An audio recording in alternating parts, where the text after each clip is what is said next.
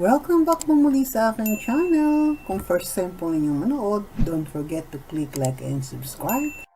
Security guard ng SM nasibak sa trabaho ng sirain at sipain ng Sampaguita vendor.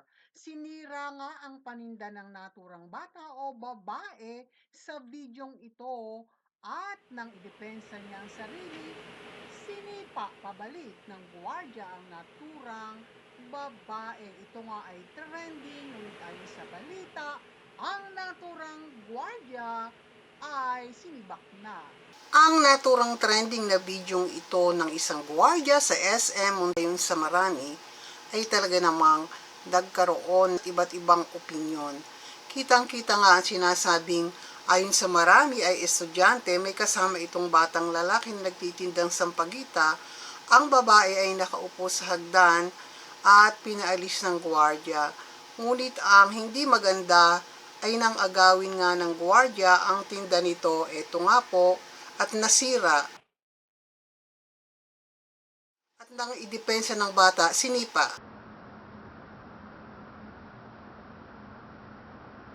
Ayun. At kitang-kita po ito, kaya't ang manong gwardiya ay talaga namang nalagay sa alanganin at sinasabing naalis na ito sa trabaho. Nakakalungkot para sa batang babae, ngunit ang iba namang netizen sinasabing ito ay tinatawag na iyong mga matitigas ang ulo na nakasuot lamang ng uniforme.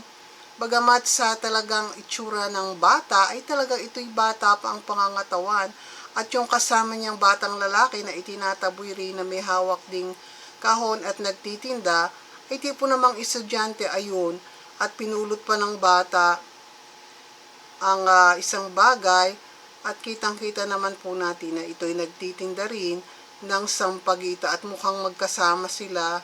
At umaalis na nga ang batang lalaking nakasandal, may hawak na sampagita at mga bagay at kahon, may bagpak din sa likod.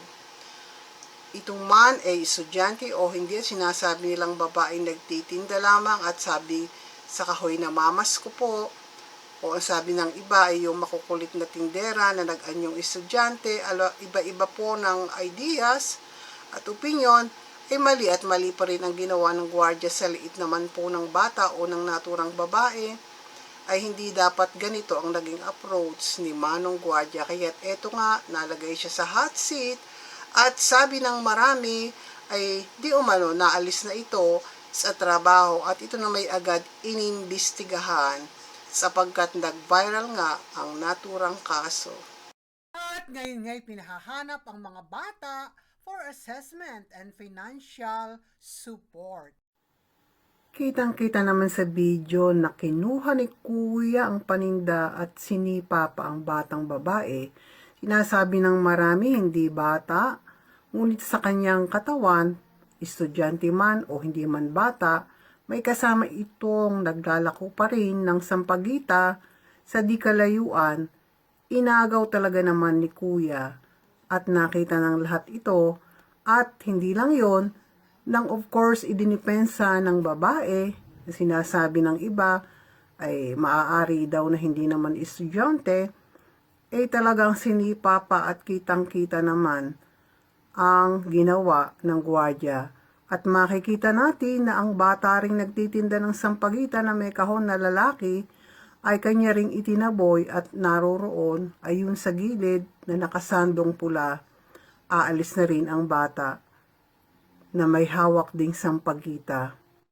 At sa isang banda nga po ay maganda ang naging resulta naman para sa mga bata, sapagkat ipinahanap na sila ng DSWD at ito'y hindi na nakarating na magreklamo pa ang ibang mamamayan, at sinibak na o na-dismiss na nga sa kanyang pwesto bilang security guard itong si Manong Guardia, sapagkat nag-trending at nag-viral ang naturang video.